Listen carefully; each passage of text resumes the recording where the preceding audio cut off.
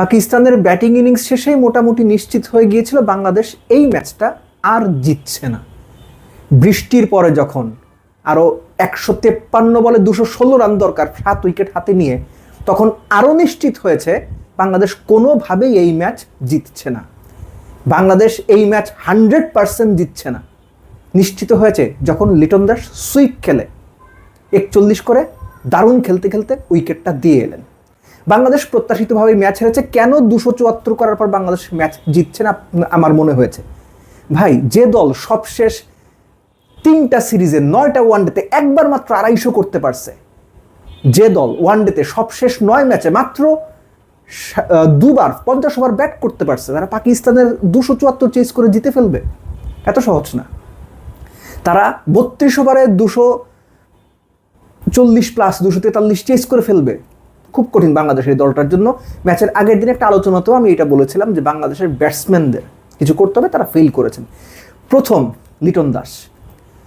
আপনারা আমার সঙ্গে একমত না হতে পারেন, কিন্তু বাংলাদেশের ব্যাটসম্যানদের খুব বিচ্ছিরি একটা অভ্যাস আছে, স্পিন বোলারের এগেনস্টে অনেক বেশি সুইপ শট খেলা।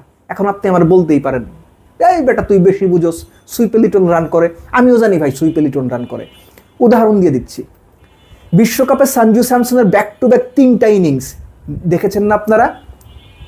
আমার আলোচনা শুনে ওই 3টা ইনিংসের হাইলাইটস বের করে দেখেন সঞ্জু স্যামসন কয়টা sweep, reverse sweep, switch hit, scoop এগুলো খেলছেন। বাইর করে দেখে তারপর আবার এসে কমেন্টে গালি দিয়ে যায়। This is the difference between Liton Das, Sanju Samson. এই কারণেই লিটনরা টপ প্লেয়ার হওয়ার সম্ভাবনা থাকা সত্ত্বেও পারেন না। That was the wrong shot selection Liton Das. আমি লিটনের কথাটা কেন বলছি? লিটন আউট হওয়ার সাথে সঙ্গে নিশ্চিত হয়ে গেছে বাংলাদেশের ম্যাচটা জিতছে না, 100% নিশ্চিত হয়ে গেছে। লেফট আর্ম অর্থোডক্স আপনার স্ট্যাম্প টার্গেট করে বল করছে, অ্যারাউন্ড দ্য উইকেট বল করছে, এবং আপনি অ্যাক্রস দ্য লাইন গিয়ে সুইপ খেলতে চাচ্ছেন। বল যদি ব্যাট মিস করে প্যাডে লাগে, 90% সম্ভাবনা আপনি LBW হবেন। আপনি রিস্ক কেন নেবেন দলের ওই পজিশনে? সো লিটনের ওই আউটটা আমার মনে হয়েছে যে বাংলাদেশের চেস করার সময় ব্যাটিং ইনিংসটাকে শেষ করে দিয়েছে। তানজিদ তামিমের কথা বলি, বড় রান হলেই তিনি মুখ থুবড়ে পড়েন, ছোট রান চেস করতে গেলে তিনি ক্রিস গেল হয়ে যান, আবারও প্রমাণিত। সাইফ হাসান, আমাদের দেশের প্লেয়ারদের দুর্ভাগ্য, তাদের ভালো ফর্ম আসলে 3-4 মাসের বেশি থাকে না। সাইফের ক্ষেত্রে সেটাই হয়েছে, এর বেশি কিছু বলার নাই। থার্ড ম্যাচে সৌম্যকে দেখতে চাই, লেফট হ্যান্ড রাইট হ্যান্ড কম্বিনেশনের দোহাই দিন না প্লিজ। নাজমুল হোসেন শান্ত, ফেব্রুয়ারি 2025-এ নিউজিল্যান্ডের বিপক্ষে সবশেষ 50 করেছিলেন। সবশেষ 11 ইনিংসেই বোধ হয়, 11 ইনিংসে শান্তর রান 167 বা 68, একটা 50ও করতে পারেনি। শান্তর কি সমস্যা হচ্ছে সেটা শান্তই ভালো জানেন। আপাত দৃষ্টিতে যেটা মনে হয়েছে, অ্যারাউন্ড দ্য উইকেট গিয়ে শান্তকে স্ট্যাম্প অ্যাটাক করে বল করলে ইদার শান্ত LBW হন, ইদার শান্ত বোল্ড আউট হন, অথবা উইকেটের পিছনে ক্যাচ দেন।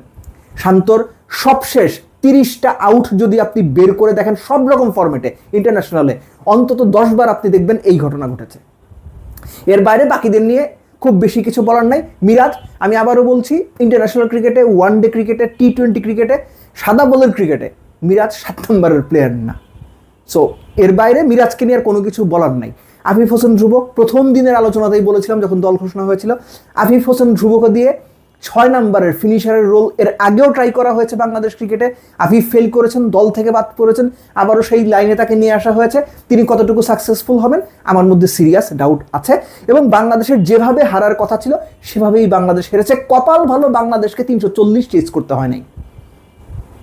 এখন হচ্ছে বোলিংয়ের দিকটাতে আসি। মাস সাদাকাত যেভাবে বাংলাদেশের পেসারদের পিটিয়েছেন, ইনক্রেডিবল, 46 বলে 75। এবং সবচেয়ে খারাপ লাগার যে ব্যাপারটা, ধারাবাহিকতা বলতে যেটা বোঝায়, আমাদের ব্যাটসম্যানদেরও নেই, বোলারদেরও নেই। নাহিদ রানা যে ম্যাচে 5 উইকেট পেলেন লাস্ট ম্যাচটা, আমরা সবাই উচ্ছ্বসিত প্রশংসা করেছি, উচ্ছ্বসিত প্রশংসা করার মতোই বল তিনি করেছেন।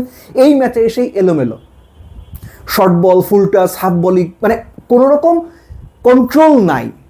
এই ম্যাচে তার 5 উইকেট পাওয়ার দরকার ছিল না। আমি ম্যাচ ডের আগের আলোচনাতে বলেছিলাম এই ম্যাচে নাহিদ রানা এক্সপেন্সিভ হতেই পারেন, কিন্তু এই কনসিস্টেন্সি আমরা দেখতে চাই, এখানেই হচ্ছে ল্যাক করে যায়। নাহিদ রানা যদি এই ম্যাচে 10 ওভারে 40 রান দিয়ে কোনো উইকেটও না পাইতেন, খুব ভালো জায়গায় বল করে যেতেন, তাও আমি এই কথা বলতাম যে না ভালো বল করছেন, কিন্তু সেটা বলার সুযোগ নাই। তাসকিন বাজে বল করছেন। ম্যাচটা মূলত মিরাজের আমি পার্সোনালি ফিল করি যে লেফট হ্যান্ডারদের এগেনস্টে যখন এত কিছু আলোচনা হয়, লেফট হ্যান্ডার বলেই মিরাজকে বল করতে হবে, তাহলে ভাই আপনি যখন দেখতেছেন পেসারদের মাইরা মানে সুতা বাইর করে দিচ্ছে, তখন কেন বোলিং আসলেন না? তারপরও তিনি এসে মাছ সাদাকাতকে আউট করেছেন। That was a very good wicket to take. কেননা ওই সময়ে পাকিস্তান যেভাবে 13 ওভারের মধ্যে 100 করে ফেলেছিল, মাছ সাদাকাত আউট না হলে আরও বড় ধরনের বিপত্তি হইতে পারত। এরপরে রিজওয়ান এবং সালমান আলী আগা, তাদের একটা পার্টনারশিপ কত 87 বলে বোধ হয় কত 100-র মতো পার্টনারশিপ, এক্স্যাক্ট নাম্বারটা আমার মনে নাই, 100-র উপরই হবে হয়তো। ওই সময়ে 38তম ওভারে পাকিস্তানের রান ছিল 231। মনেই হচ্ছিল শেষ 3 ওভারে 7 উইকেট হাতে নিয়ে পাকিস্তান অনায়াসে 100 করে ফেলবে। শেষ 13 ওভারে 78 বলে 7 উইকেট হাতে নিয়ে আপনি 100 করবেন না? 330 বাংলাদেশকে চোখ বন্ধ করে চেস করতে হবে, এমন পরিস্থিতি। ওই সময় যে সালমান আলী আগার রান আউটটা, আমি এটা নিয়ে শুরুতেই কথা বলতে পারতাম, কিন্তু হয় কি, এই বিষয়গুলো হচ্ছে মুখরোচক গল্পের মতো, এগুলো নিয়ে বেশি আলোচনা করলে ক্রিকেটীয় বিষয়গুলো বা মাঠের, ওটাও ক্রিকেটেরই বিষয়, কিন্তু একদম খেলার সঙ্গে সম্পৃক্ত ব্যাটসম্যান বোলারদের স্কিল, টেকনিক, টেম্পারমেন্ট, এক্সিকিউশন, এগুলোর সঙ্গে সম্পৃক্ত গুরুত্বপূর্ণ বিষয়গুলো আলাদা হয়ে যায়, আলোচনার বাইরে চলে যায়। এই কারণে আমি এত পরে এসে বলছি, মিরাজ যেটা করেছেন ঠিক করেছেন। আপনারা দেখেছেন, আলোচনা শুনেছেন, লেখা পড়েছেন, অনেক কিছু নিয়ে বাড়তি কথা বলার দরকার নেই, শুধু এটুকুই বলবো, মিরাজ যেটা করেছেন রান আউটটা একদম ঠিক কাজ করেছেন।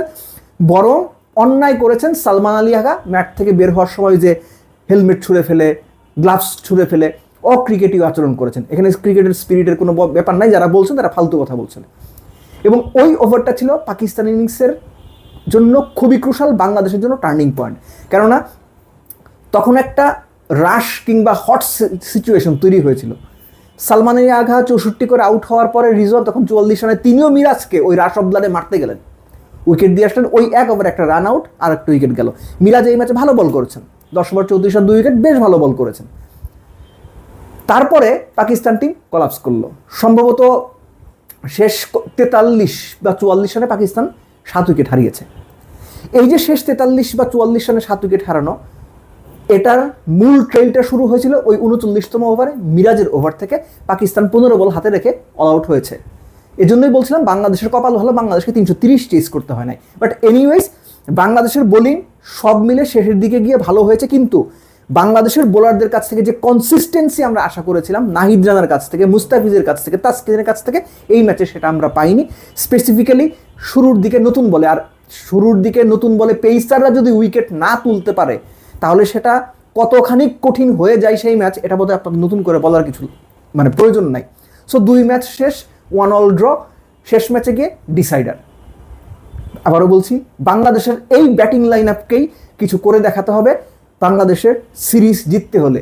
নইলে ব্যাটসম্যানরা যদি এই ম্যাচের মতো আবারও ব্যর্থ হয়, বা ইতিপূর্বে যে ট্র্যাক রেকর্ড সবশেষ 3টা 4টা 5টা 6টা ওয়ানডে সিরিজে, সেই ট্র্যাক রেকর্ডে ব্যাটসম্যানদের ধারাবাহিকতার অভাব যদি আবারও দেখা যায়, তৃতীয় ওয়ানডেতেও বাংলাদেশের জন্য ভালো কিছু আছে। এটার জন্য আমাদের শুধু প্রার্থনাই আমরা করতে পারি, কিন্তু ব্যাটসম্যানদের দিকে ভরসা করার জায়গাটা তারাই আসলে দিনকে দিন কমিয়ে দিচ্ছেন।